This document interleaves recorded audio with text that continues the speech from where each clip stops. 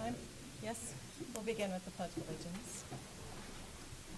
I pledge allegiance to the flag of the United States of America and to the republic for which it stands, one nation, under God, indivisible, with liberty and justice for all.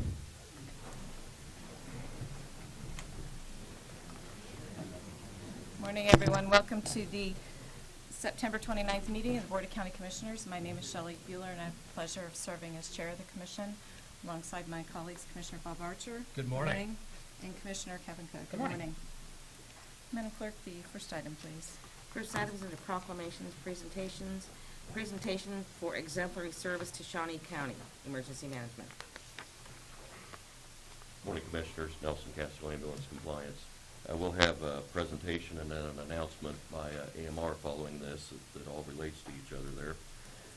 18 months ago, the Board of County Commissioners directed the Ambulance Advisory Board to formulate an RFP for ambulance services that takes effect on January 1st, 2017.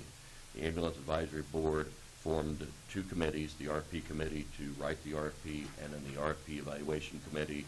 They evaluated it and made the recommendations for the document that you eventually approved on June 30th. All members of the committee dedicated a large number of hours, and we'd like to thank them for those hours. Most, if not all of them, have one or two full-time jobs that they are committed to, and without their subject matter expertise, we would not have the contract that we have right now. And I'd like to bring them up and recognize them if they'd like to come up. Chief Carl McNorton. Chief Carl McNorton from Soldier Township Fire Department. He is now a current member of the Ambulance Advisory Board. He was the chair of both committees, the Evaluation Committee and the RFP Committee, and we thank you for your service. Thank you. Chief Mike Martin, Topeka Fire Department. Chief Martin is the Fire Marshal. He served as a board member for a short time. We had a retirement in there, so he was in an interim. He served as a board member. He also served on the Evaluation Committee for the RFP. Thank you, Chief. Thank you. Investigator Zach Bottenberg. Investigator Bottenberg with the City of Topeka Fire Department. He served on both committees, the Evaluation Committee and the RFP Committee, and provided very good subject matter expertise and helped us correlate in with the law enforcement side of it as well. Corporal Aaron Mahan of the Shawnee County Sheriff's Department. Corporal Mahan served as an EM voice as well as a law enforcement voice on both the RFP Committee and the Evaluation Committee. And Director Paul Levins, St. Francis Hospital. Paul is a current board member. He served on the RFP Committee and the RFP Evaluation Committee. Thank you, Paul. And I'd also like to recognize Allison Alejos, who is the director of our Shawnee County Health Department. Allison served as a chairperson for the Ambulance Advisory Board for the last 18 months and also helped with some subject matter expertise on the Evaluation Committee and on the RFP Committee. Today, these are the folks that were able to make it today. Would like to also recognize Chief Alan McKenzie of Shawnee County Fire District number 3 up there in Rossville. He served for 6 years as a member of the Ambulance Advisory Board. And I'd also like to recognize Angela Gamber. She had to resign her position as a board member because of her responsibilities at Stormont Vale, but she did serve for 4 years on the Ambulance Advisory Board, and she was also a part of the RFP Committee and the RFP Evaluation Committee. So, and on behalf of Shawnee County, I would like to thank all these individuals for the time that they dedicated and their expertise that helped Shawnee County really move to innovative EMS. Thank you. Nelson. Yes.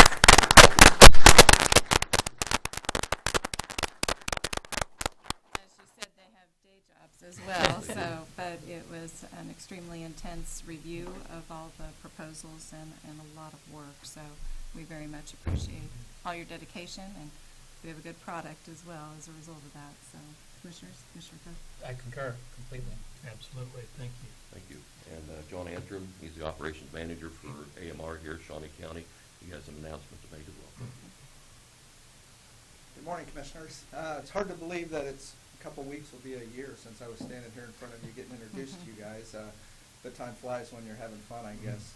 In addition to this contract, one of the big things that we were looking for was making sure that we were providing the highest quality of standards of care to the community of Shawnee County and to the citizens that we serve. And one of the ways that we looked at doing that, and this process even began prior to my arrival into this position, was seeking accreditation from the Commission of Accreditation of Ambulance Services.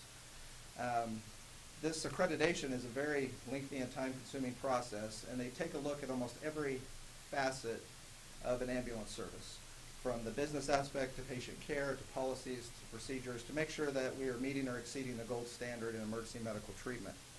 It's a very lengthy process, as I stated. It started with a self-assessment of our operation to see if we were even candidates for this, to review all of our policies and make sure that we're ready to move forward with this. Next followed a very lengthy application process. Once the application was received, it was reviewed by the CAS board.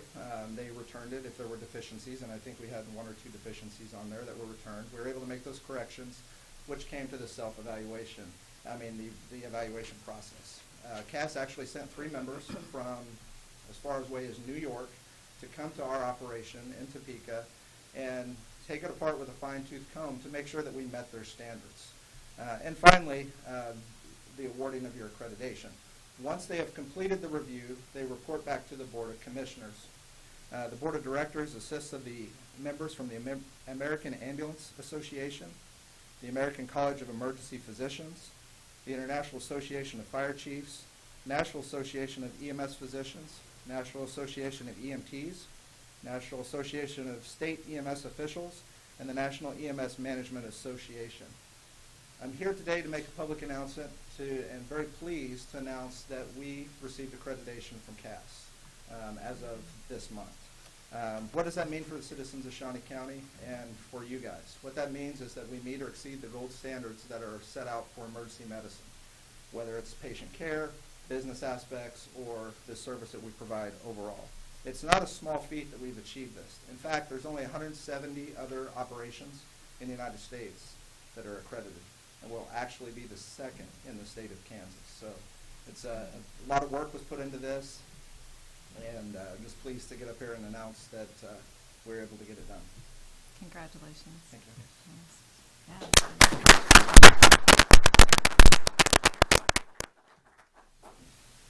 Commissioners, anything else? Just a Yes. well-deserved recognition.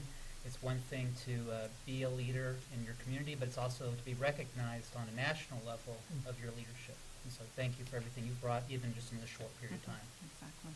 Yeah. Yeah, it's, we can tell each other we're doing a good job, but when you have an independent outside agency that evaluates us and says, hey, you're really doing a good job, that means a lot. So thank you and congratulations. Thanks, Nelson, again, and Dusty. I don't know where you went. There you go. And thanks all of you for being here this morning. Just a small token of appreciation, but again, our thanks. Next item, please. Item 3, consent agenda. 4 items on the consent agenda. Are there questions? I would move for approval of the consent agenda as presented. So motion by Commissioner Cook, Second. second by Commissioner Archer. All in favor say aye. Anyone opposed? Motion carries 3-0. Item 4, new business. A, County Clerk, number 1, consider all voucher payments. Madam Chair, this morning we have one voucher report dated September 28th, 2016. Total amount of vouchers, $2,133,060.84. Significant items in the vouchers include CAPERS payment of $295,000, allocations of $1.34 million, which includes the extension service, the Expo, Meals on Wheels, Vallejo, TARC, and the YWCA, and holding accounts in the amount of $139,000.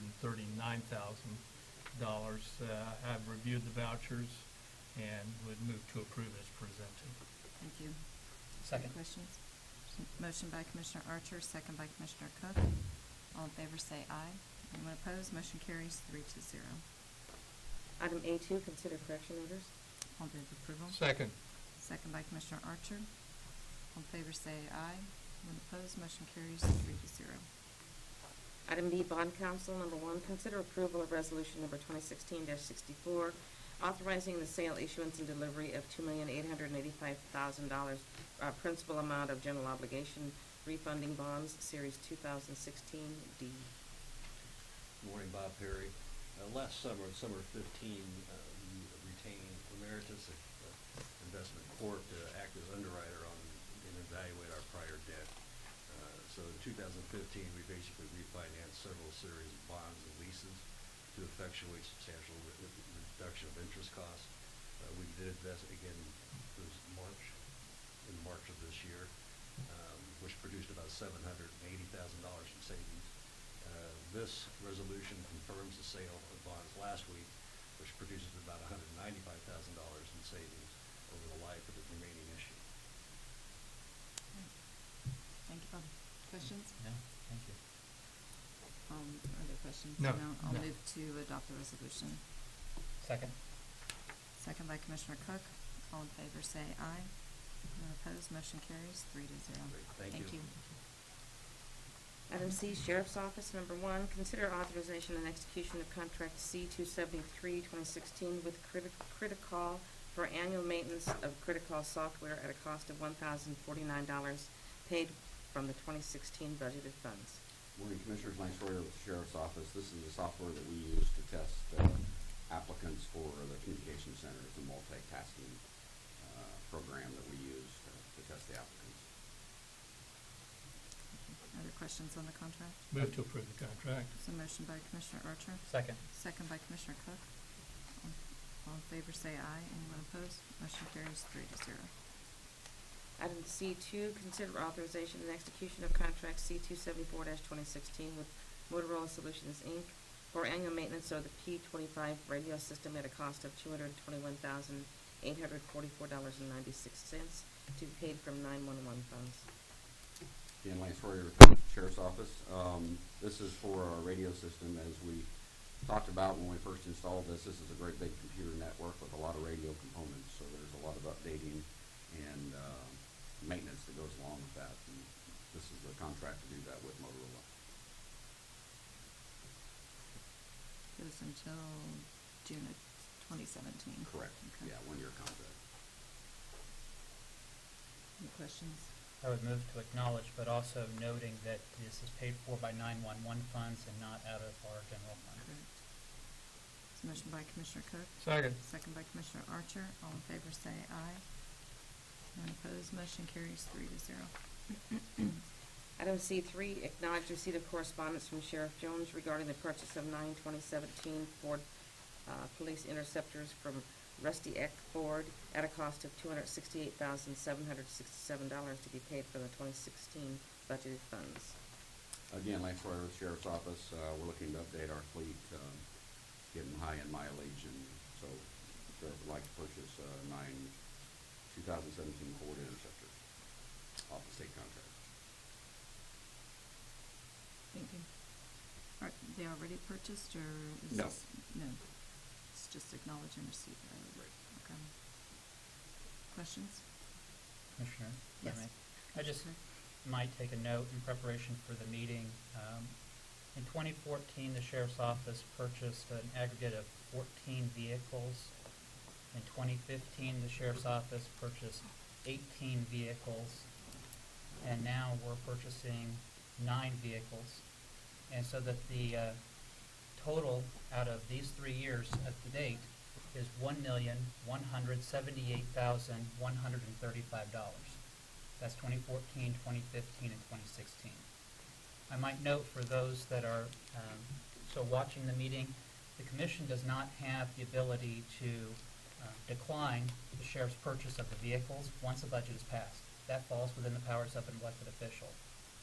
However, I might note that the sheriff's office also has put out publications and notices to the public that we are short on staff, that we need law enforcement officers, that we're hiring law enforcement officers and dispatch individuals. And so I'm just noting that the sheriff is able to spend $268,000 plus almost $269,000 this year alone. And that's money that could be spent on our law enforcement officers. Just so noted that. Thank you.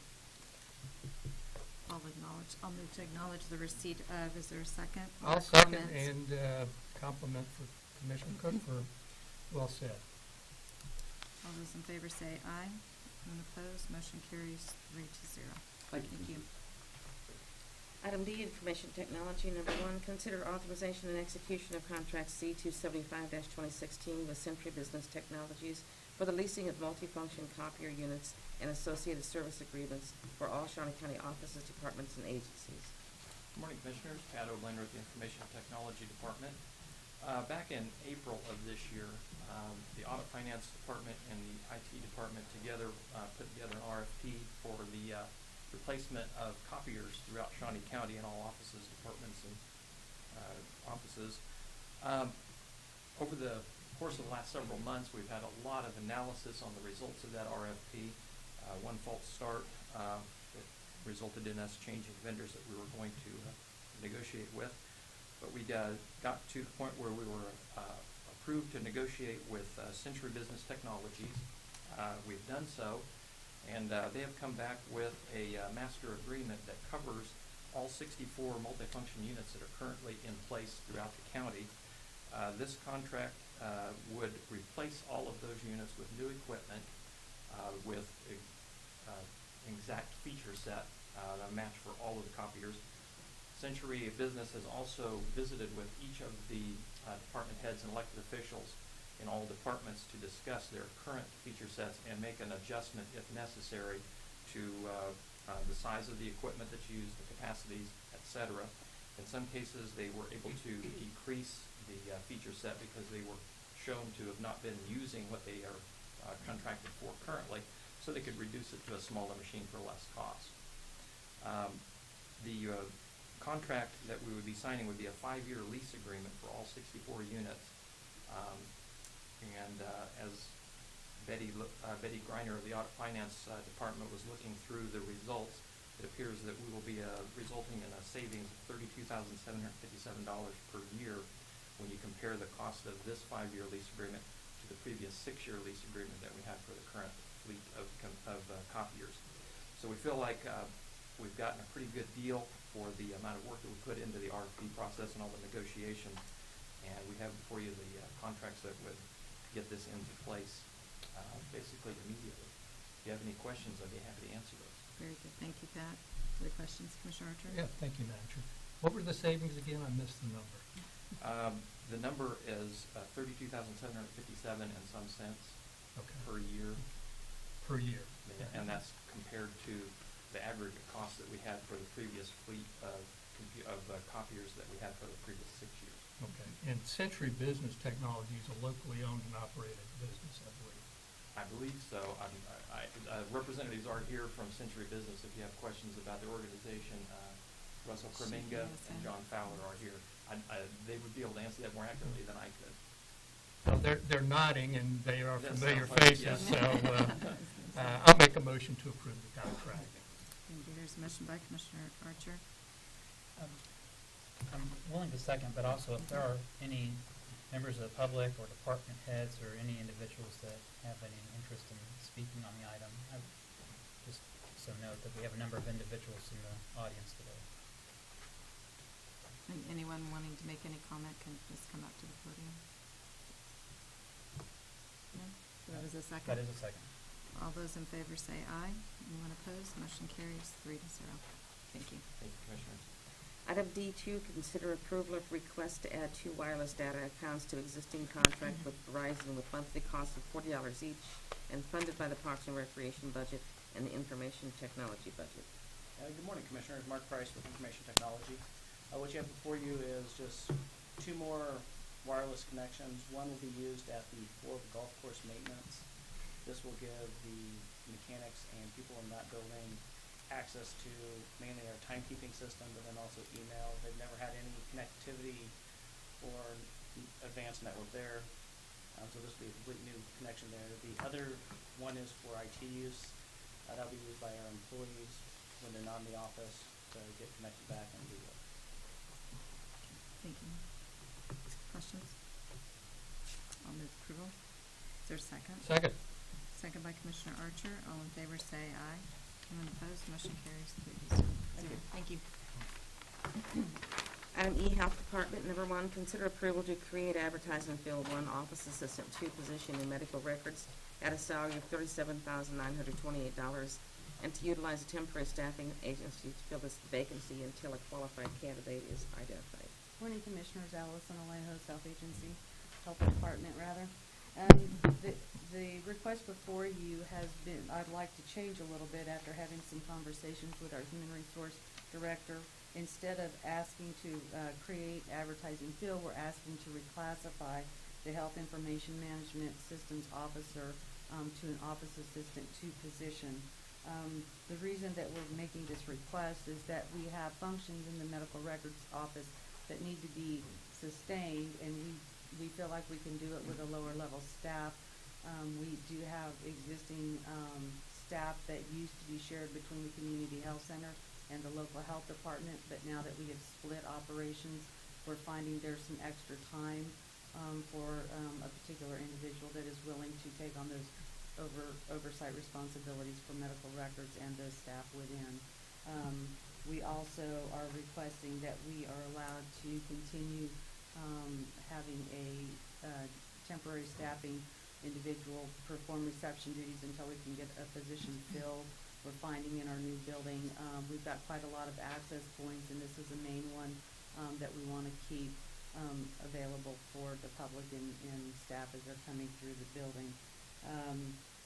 The position itself, the health information management position, if we don't fill that and instead do an office assistant 2, we're looking at approximately $11,000 savings for this year and approximately $29,000 for next year. So we feel like this is a good change to our operations, and I'd be happy to answer any questions you might have. Just for clarification, Allison, say that again. The request will be now reclassification. To reclassify the Health Information Management Systems Officer to an Office Assistant 2. Okay. Other questions? Commissioner Cook? The memorandum that's provided, outside of the action requested, does it change any of the rest of your memorandum? The functions of the Office Assistant 2 are still going to be the same. It really doesn't talk about the Health Information Management System and any change happening to that, other than we wouldn't fill it. So I don't think it would change anything. Okay. I just want to make sure that, when action is taken by the Board of County Commissioners, there's notice to the public, there's the ability to see what we're doing, transparency, and also that the commission has an opportunity to review, contemplate the action. And so this is a little bit unusual in coming to the podium and now asking for a completely different Correct. direction from what was prepared for. I would agree. It is different, but I think based on the conversations I've had with Human Resources, it's probably the easiest way to make this change. And I don't know if Jim has anything he wants to add to that. That might be helpful. Good morning, Commissioner. Jim Crowell, Human Resources Director. She made the change upon my recommendation to streamline the request so that the way the request was originally written, we'd have a new position and another unfilled vacant position sitting out there. By changing it to a reclassification, we take one position, change it into the position she's seeking, and we don't have another unfilled position sitting out there. So it's just streamlining that part of her request. Thank you. Anything else? No. Any further questions? I'll move approval then of the reclassification of the Health Information Management System Officer to Office Assistant 2. Okay. Is there a second? Second. Second by Commissioner Cook. All in favor say aye. Anyone opposed? Motion carries 3-0. Thank you. Item F, County Councilor number 1, consider approval for request for out-of-state travel for 2 employees to take tours of equine facilities in 3 cities with estimated travel expense of $2,000 to be paid out of general expense funds. Good morning, Commissioners. Rich Eckert, Shawnee County Councilor. Again, this is for the RFQ. We're trying to find a architect's team to help us put together the Expo Center project. This has been the most competitive RFQ that I've ever seen, and our committee, quite frankly, is a bit split in how we're leaning, and we're hoping that this trip will actually do two things. It'll help us perhaps reach a consensus on the team that we want, but also it's a good chance for us to get new ideas about what we would like to see in our facility. And I would point out that this is mainly about the equine centers. This is not about the arena, exhibition hall, or anything else. A majority of this project is going to be about horses, and we decided that the best way to help us come to a consensus is to go look at some equine centers, and that's exactly what we're doing and only what we're doing. So, horse barns in Oklahoma, that's where I'll be. Okay. All right, Commissioner Archer. There is question? some poetic justice to that. Half of the horses. I would say that there are going to be two members of the Expo Center staff that are going with you. Yes. And, you know, we're about to invest $45 million of sales tax money. And I think all the pre-work we can do, including these trips and evaluations, is very smart. So I'll make a motion to approve the request. It's a motion by Commissioner Archer, Second. second by Commissioner Cook, and you are taking someone with equine experience as well, correct? That's right. Two people from SMG and Justin, who's in charge of our equine, is going with us. So it'll be 4 of us total. SMG will be responsible for their expenses, and we're looking to. And I believe that we're going to rent a SUV as opposed to paying mileage, so it'll be a substantial savings there. Although I will be in the van with the horse people. So win-win. All those in favor say aye. Anyone opposed? Motion carries 3-0. Thanks, Rich.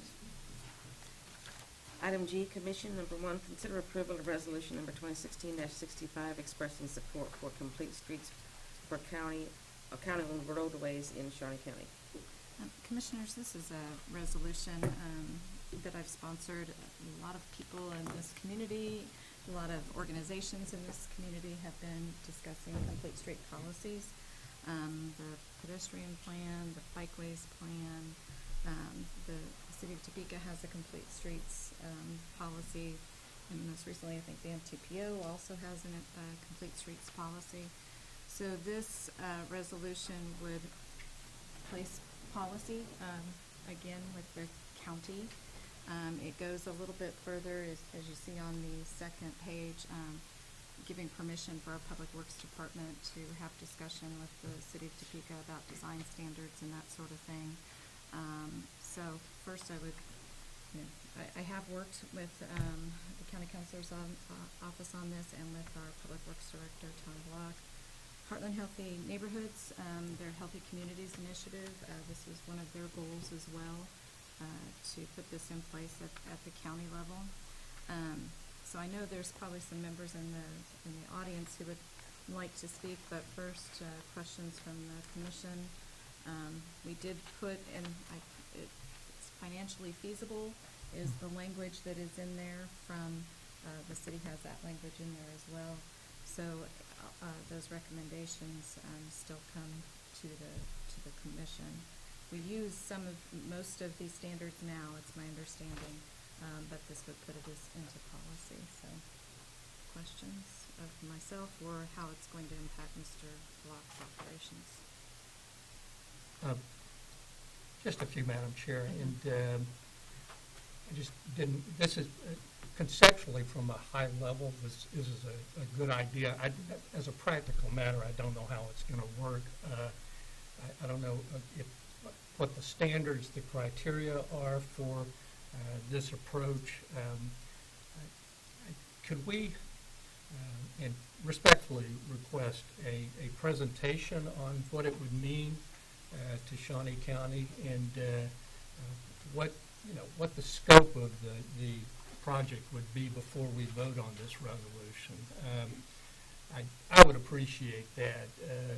I particularly am troubled by a few of the concepts that we may be promising more than we can deliver on a financial basis. So I would like more information about the standards, the criteria, perhaps a presentation so the public would know what we are discussing and what we're about to approve.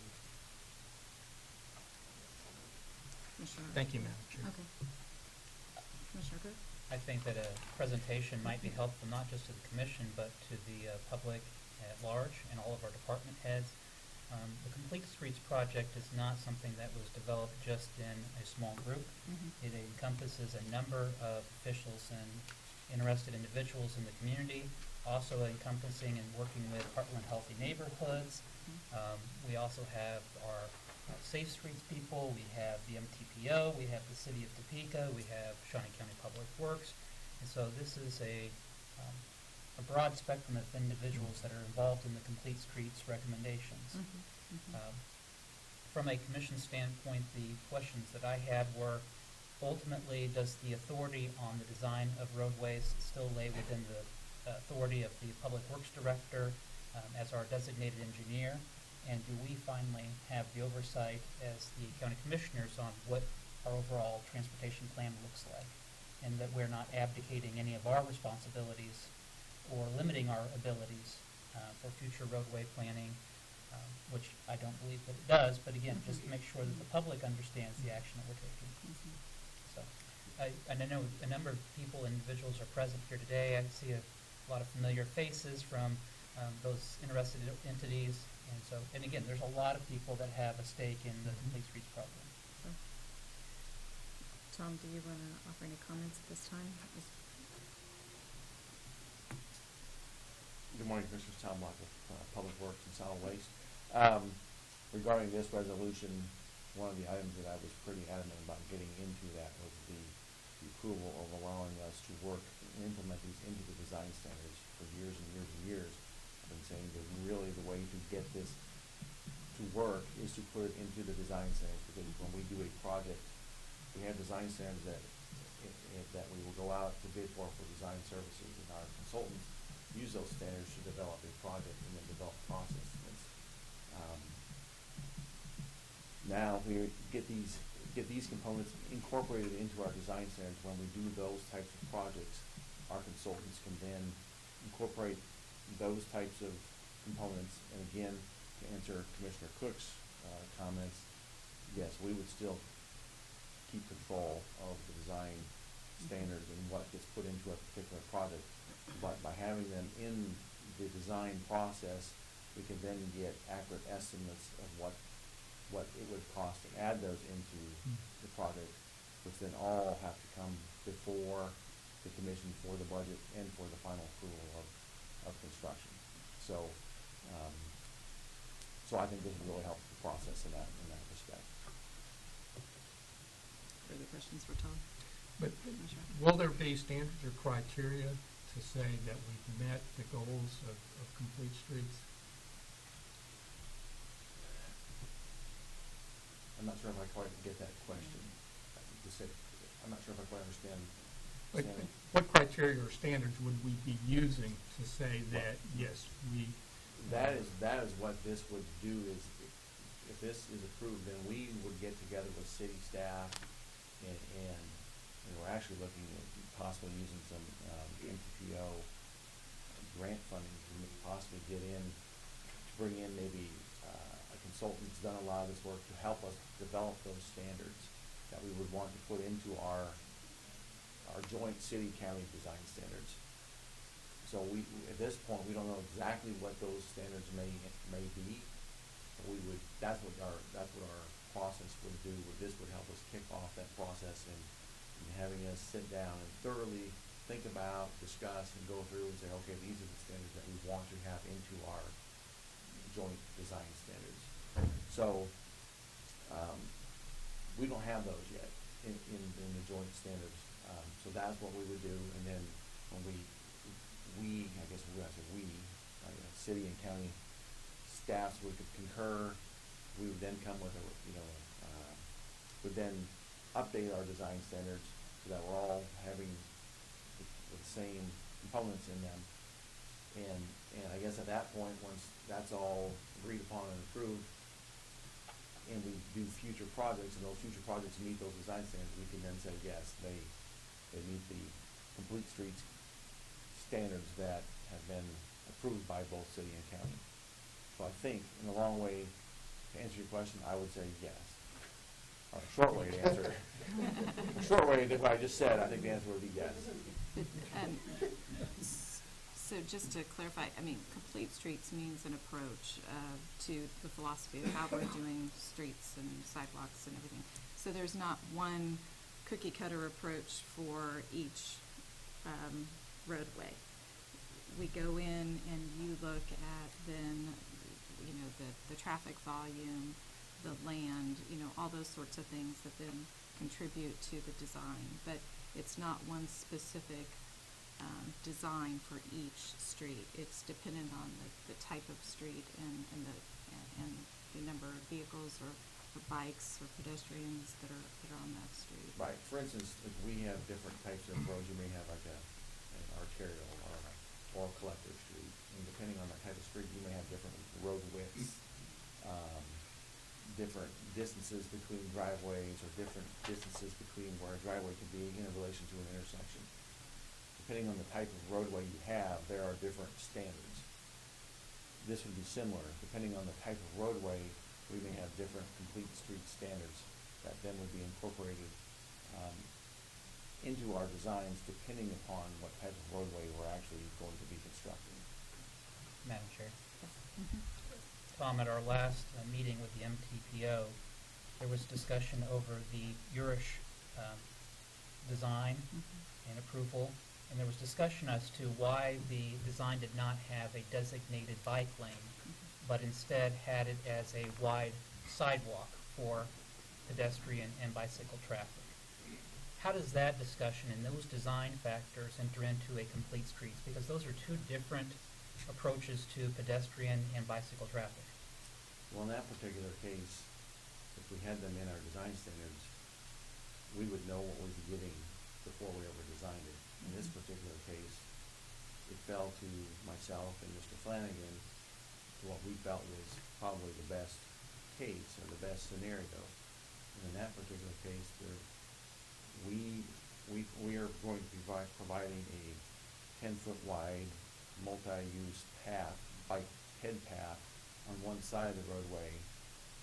Our preference is to have it physically separated from the roadway based on where that road is located and its relation to the new aquatic center. We anticipate potentially several children wanting to use that path to get to the aquatic center, or people to walk to the aquatic center.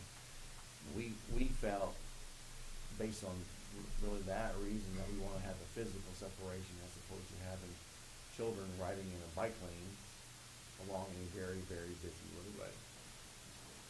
But that was our decision, because it's not in our standards. If it was in our standards, it would give us a guideline of, okay, this is the type of road, this is the kind of components we're going to use to design that road, and it would be consistent throughout all our projects throughout the county. Now, it does not preclude us from using judgment by any means, but it gives us a starting point of all things equal, this is where we're going to start from, and then we incorporate judgment into that also. So, but we, like I said, myself and Mr. Flanagan, that's what we directed our consultants to do, just because that's what we felt was in the best interest of that particular project. Madam Chair, may I? Yes. But both approaches, a designated bike lane or the wide sidewalk, would be supportive of multimodal transportation. Correct. And both of them would fall within the support of a complete streets theory or idea that we are supporting multimodal transportation, right? Correct. And we're already doing that without this resolution, because that's already factored into how you're looking at designing the roadways. Correct. But I won't live forever. You may not support me forever, and the next person may not have a similar feeling. So this is to provide consistency for now and well into the future. And it's a consideration of this approach. Again, it's still, like you said, judgment, and the commission still approves those budgets. So, but it does set a matter of policy that the county is forward-looking on these types of, this, as you said, safe streets, this economic development, walkability, health, all those factors come into play when you're talking about a complete streets policy, so. And I will say from a quality of life standpoint,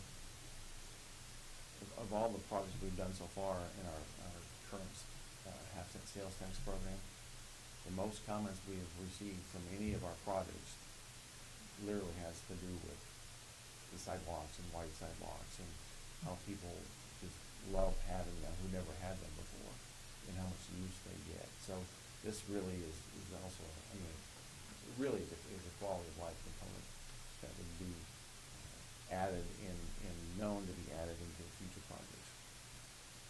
Thanks, Tom. Let's, I know those, there's some that have traveled, yes. Can I Commissioner ask one more question, Sure. if I may, Madam Chair? Item under 1.E, it says no non-motorized network plan shall include at a minimum, and that concerns me, reasonable accommodations for accessibility, sidewalks, curb ramps and cuts, signage and bike lanes, paths, and shall incorporate principles of complete streets and maximize walkable and bikeable streets within the county. What does that mean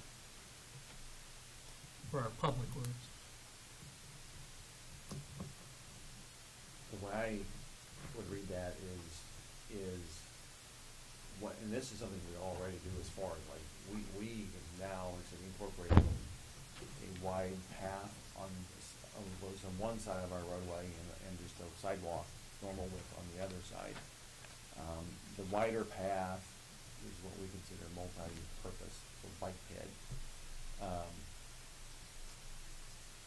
And it would just mean that we're going to try, that we would incorporate items such as those into our projects. Now, bike lanes, bike lanes are something that's gonna really have to be considered on a case-by-case basis. Because I think you have to consider and use judgment, you know. Is there going to be a lot of potential for commuter and people using it to get to and from work, I guess, as opposed to just recreational? Because the bike ped paths could be used for those same purposes and provide a physical separation. Like curb cuts, you know, if you want to make, we already incorporate all of those. For instance, like if we go to a roundabout, we provide curb cuts so people can cross at the roundabout, and then we have to protect the median there so they can stop halfway, wait for traffic to clear, and then cross. So curb cuts are, you know, are oftentimes like just ADA, you know, for people if they are in a wheelchair to be able to safely get to the street and cross the street. Or people don't have to step down from the curb. I'm trying to think of the other items you read there,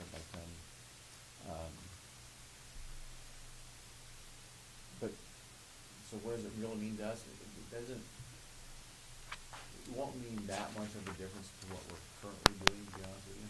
You know, right now, you know, bus shelters and things like that are considered part of complete streets. Well, if we don't have bus service, we won't be putting in places for bus stops, you know, along our streets. But if we're bus service to a road we are reconstructing, then that would be considered. So it provides us some guidelines, but it also leaves room in there for engineering judgment, and does this really make sense from a design standpoint and from an economic standpoint to put something in. We won't put something in just to put it in. But the language saying at a minimum to do this seems to be pretty compelling, that we would do these things at a minimum. Well, I guess maybe the term should be at a minimum should be considered. You know what I'm saying? I don't know, but that concerns me. Okay. Thank you, Madam Chair. Madam Chair, if we were talking about just that item, if you were working on Northeast 86th Street, almost to the Jackson County line, and you were working on that, you would probably not be putting in sidewalks, curb ramps, cuts, signage, bike lane paths on that street. Likely not, because, well, the only time we would is if the city of Topeka grew that far, where it ended up needing to be an urban section type roadway. When I say urban, I mean curb and gutter and storm sewer, but you're correct, because that roadway would remain for a long time a rural section now, which is ditches for stormwater system.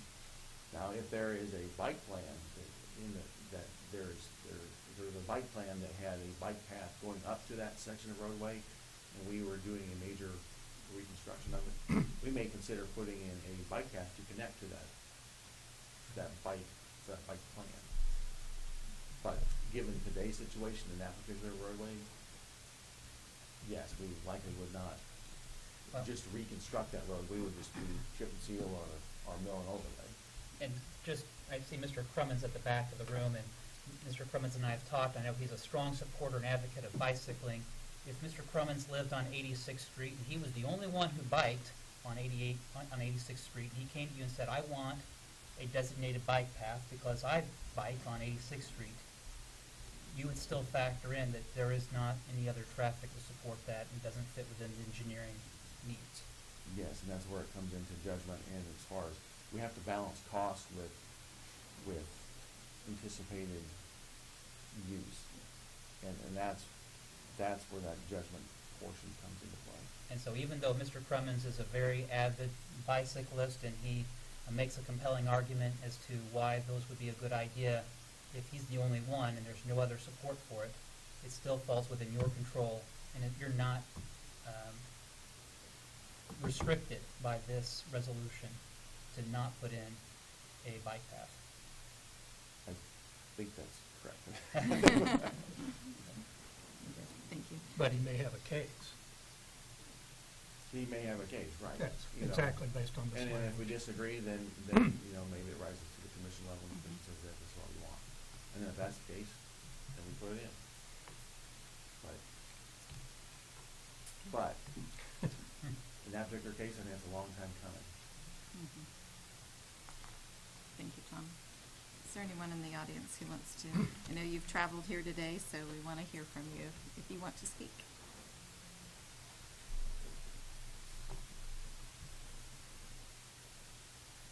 Good morning, Lynn Gentine, Department of Healthy Neighborhoods. I just wanted to give a quick thank you to the commission for considering this, for Shelley and Mr. Vlach for all the work on this. As you can tell, it's not an easy conversation and lots of layers to the onion.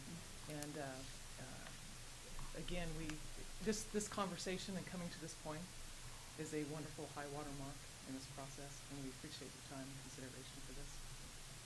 I would say Shelley referenced very well how intertwined this is, and this is a significant part of the spokes of the wheel for the quality of life for Shawnee County. If not even a spoke, a hub. As think about the many ways quality of life relates to health, recruitment of our young professionals, economic development in neighborhoods, holding the value of our homes and our businesses. So there are just so many facets to this. So I just wanted to give a quick expression of gratitude and shout out of applause that we've come to this point. We've been Heartland Helping Neighborhoods and all of our coalitions and extensions of county and city well over 3 years. So to us, this is a very big deal to just come to this point of this conversation. So just a quick shout out and thank you very much. Thanks, Lynn. Anyone else?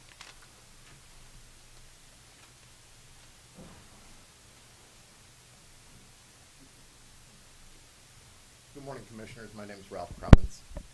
I am an avid bicyclist. I am very involved with the Bikeways Committee and now with Complete Streets Committee at the city level.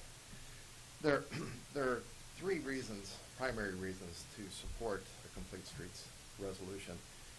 They are safety, health, and quality of life. Now, I was driving on Brickyard this morning. I live right off Brickyard up on Morley Road, and there was a walker, bright orange sweatshirt, leaving the road, getting into her driveway to go home. And there's a lot of walkers and bicyclists on on Brickyard, traveling up and down the street. And there's also a lot of car traffic on those streets. So the primary reason for this kind of complete streets is to provide safety for the users of those streets, and provide them with a safe way to use the streets. On the issue of health, as you may know, a number of years ago, Topeka was named the 8th most obese city in the country. And the National Center of Disease Control issued a document talking about the various ways to combat obesity. And in there were 2 obligations of community governments to provide infrastructure, both parks, recreational type infrastructure, and also trails, bicycle walkways, and ability for users to both walk and bike. It's an accepted fact that active members of our society are healthier and use less health care, and the money that we spent on infrastructure is easily recovered when it comes to health care in the community. Finally, on the third issue of quality of life, as you know, complete streets is critical to quality of life. The city accepted this resolution a number of years ago, and in fact, I think, is this the same resolution that the city adopted a number of years ago? It's similar. And I know that Commissioner Archer supported that particular resolution when he was on the city council. And the city then has had a bikeways plan for a number of years. They've recently added a pedestrian plan, and we just recently were awarded the bronze award from the League of American Cyclists, so adding status to our city as a bikeable city. So there's often the argument that we really don't need this because there aren't a lot of users. And my analogy is if we went to a remote lake, we looked out across the lake and we said, you know, we're thinking about putting a boat ramp in because, you know, there's some busy roads around here. It would be great to put in a boat ramp. And we look across the lake and we go, but there aren't any boats on this lake. So there really isn't any reason to put a boat ramp in because obviously there aren't a lot of current users of that. And I think when it comes to complete streets and this kind of infrastructure, when we put it in, we definitely see that it's used. For instance, as I mentioned previously, currently the count on Shunga Trail is about 127,000 users a year. That was as of last year's count. So as we add infrastructure piece by piece over a long period of time, I think it'll definitely be used and appreciated by our citizens. Thank you. Thanks, Ralph. Anyone else wanting to make any comments? No? Commissioner Archer, I appreciate the fact that you would like a presentation, but I'm going to make a motion to approve this resolution. I don't know if I'll get a second or not. The reason being, I don't think it does any harm. In fact, I think it may open us up for potential dollars. We would have the city and the county and the MTPO all having complete street policies as far as application for grants. Oftentimes in our community, I'm here how we're not connected. We're, you know, our sidewalks, and this gets us in the next a step in the right direction. And so I spent a good bit of time. The committee spent a good bit of time on this, and I think in looking at our community health improvement plan, this would help us in those efforts as well. So I'm going to make that motion and see if I get a second. So, motion by Commissioner Bueller. Commissioner, Yes. I would like to offer an amendment to the resolution, changing one word. Okay. Which word? Paragraph 1C, changing the word shall to may. Just looking forward to all of the things that 10 years ago we were not talking about these types of pedestrian traffic. Mm-hmm. Mm-hmm. But to have a forward-looking resolution that might contemplate things that we are not even thinking about today, Mm-hmm. or roadway patterns that we're not currently considering, but not limiting us to just those things, Okay. but changing the word shall to may. And I think that may alleviate some of the concerns that Commissioner Archer has. By having it as a may, it becomes a not as restrictive upon the county engineer. And that would be my motion to change the word shall to may. Motion by Commissioner Cook, and I'll second that motion. Questions? Commissioner Archer? Yeah, I think that's an excellent point. I would also ask that at a minimum be removed from the resolution 1C. Again, I think that's too binding on what we may or may not want to do. Let's, if we could, just deal with this first Oh, change. So this is a change of shall to may. May. Mm-hmm. All those in favor say aye. Anyone opposed? Motion carries 3-0. And there is a motion to strike the word remove, strike at a minimum. There's a motion in by 1C. Commissioner Archer. I'll second that motion. I'm looking to Tom as far as you're going to be the one working with this. Any questions on those two changes? While Mr. Vlach's coming to the podium, if we're going to remove the word minimum, we need to remove the words an at and a. That's what I said. Okay. I'm sorry. All right, just making sure I have a complete sentence. Cindy, is that what I said or what? At a minimum, I put Okay. Tom? Tom Vlach again, Public Works. I would support both of those recommendations. It would not tie our hands quite so much, so I would fully support those. Okay. So there's a motion by Commissioner Archer. And I second the motion. All in favor say aye. Anyone opposed? Motion carries 3-0. So at this time, I would move to adopt the amended resolution. I would second. So second by Commissioner Cook. Madam Chair. Yes. I'm going to support it also. I as pointed out, I supported Complete Streets when I was on the city council and it came before the city council. I do have concerns, and I hope that we will have, I don't know who the expert is in this field, but I hope we will have a presentation soon to show the benefits to our community of the Complete Streets initiative and the resolution we're passing today. So, thank you, Madam That can Chair. definitely be done. Okay, thank you, Madam Chair. Thank you. All those in favor say aye. Anyone opposed? Motion carries 3-0. Thank you, and we will most definitely have a presentation. Yes. Thank you for your support, commissioners. Next item, please. Item 5, Administrative Communications. Commissioners, Tom Vlach once again, Public Works Solid Waste. This is a solid waste item. I just want to mention again, this Saturday is October 1st. It's the first Saturday of the month. So we will be having our monthly household hazardous waste collection event on Saturday. Again, it's from 9 a.m. to noon at our household hazardous waste facility located at 131 Northeast 46th Street, where we will collect free of charge to Shawnee County residents all old paints, oils, herbicides, pesticides, light bulbs, batteries, etc. So, just want to announce that. Thank you, Tom.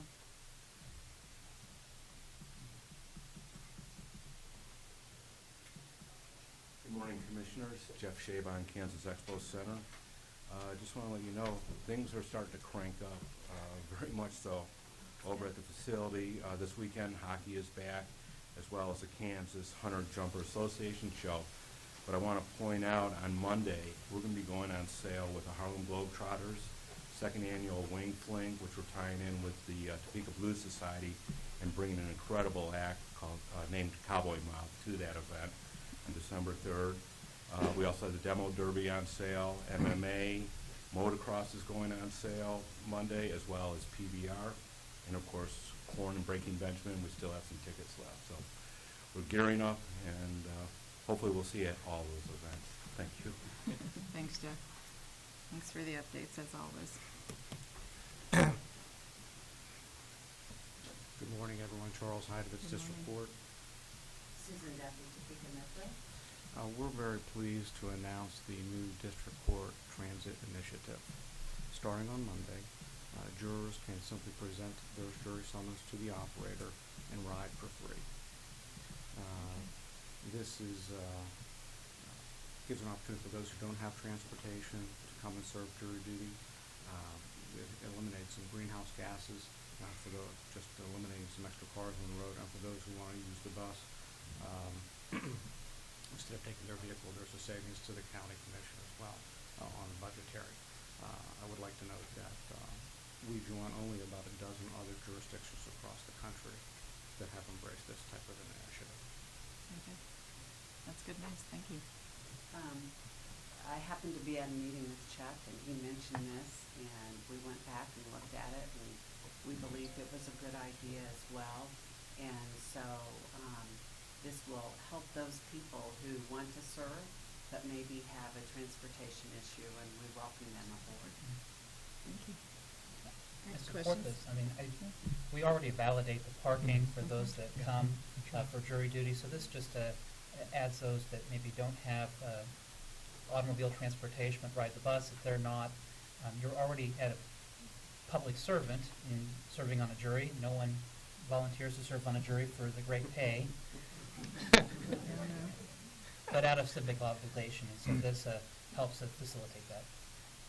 Great. Commissioner Archer? Yeah, I do support this, and I'd just like to point out that under Susan Duffy's leadership, TMTA has made tremendous strides over the past few years, and I wanted to compliment her. Thank you, Madam Chair. I agree as well. Great. Thank you.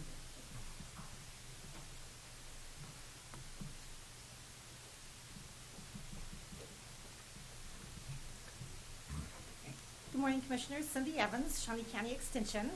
I was here earlier in the summer to let you know about the initiative that we were working on as an application to become a Shawnee County e-community, entrepreneurial community. And we had started meeting in April with a group from around Topeka, put together a leadership team, and were informed about 2 months ago that we had made it to the second round of the consideration. Yesterday, Eric Peterson and Ted Crewell with Network Kansas were in town to interview the leadership team and inform us that we were accepted. And so we were very excited about that. We have between now and December 19th to get the rest of the tax credits sold. But we anticipate that we will get the full amount, which is about $166,000 of cash, and so about $133,000 of tax credits actually that would be sold. I think the important thing I wanted to say today is that, you know, as we discussed this more yesterday, they really made it clear to us we are not in competition, you know, with banks. We cannot do more than a 60-40 match. The loans can be up to $45,000, but that this is seen by banks as an opportunity to reduce the risk. You know, maybe they're wanting to loan to somebody who's a first-time small business owner or entrepreneur, somebody who wants to buy a business or expand a business, but they're a little bit worried about being out on a limb, you know, for so much. So this is a way for us to complement, you know, a loan with a banking organization. So we're really excited about this opportunity. It has much opportunity for growth. We can sell more tax credits in future years to get up to, the state law allows up to $1 million. I'm not really aspiring that we need to have a revolving loan account of that much, but I will remind you that Gary Satter with Glacial Hills, our C&D, will be the administrative support, so we'll actually be, you know, receiving the funds, and we have a sub-loan committee, a really good group of a leadership team. So just wanted you to hear the announcement. That's good news. Thank you. Anyone else for administrative communication? Good morning, Commissioners. Craig Barnes with the Health Department. Just wanted to bring back to everyone's attention, today was the start of the 2-day immunization clinic that we're hosting at the Health Department. It started today at 8 a.m. We'll be going to 6:30 p.m. today, and then 8 to 4 tomorrow. What this is for is any preschool through college age students who are not up to date on their required back-to-school vaccinations to come in and get vaccinated. It is also important to note that any other vaccinations, travel, infant, and flu vaccinations, will still be given out at our 10th Street Clinic at 2115 Southwest 10th Avenue during regular business hours. So, Very good. Thanks, Craig. thank you. Anyone else for administrative communications? All right, next item, please. Actually, Commissioners, do you have anything? Sorry. I don't, other than I was very afraid that Cindy was going to come up and ask whose plants thrive and whose plants died. So I was happy to hear that she was talking about the E-community and not our plants. Did your tomato plant live? No? Somebody's did. I'm still getting tomatoes off of mine, so, yeah. Okay, thanks. Commissioner Arden. Briefly, Madam Chair, I had an opportunity to attend the East Topeka Anti-Crime Summit last night, and it was well attended, and I want to compliment Chief James Brown and the TPD for a job well done. Thank you, Madam Chair. And I know this afternoon is the United Way annual luncheon, so we'll be attending that. And I don't think there's anything else, so next item, please. Item 6, executive session. And there is a need for an executive session today for purposes consultation with an attorney for the body or agency, which would be deemed privilege in the attorney-client relationship, and for a period not to exceed 20 minutes. Second. So motion by Commissioner Bueller, second by Commissioner Archer. All in favor say aye. Anyone opposed? Motion carries 3-0, so it'll be 20 minutes.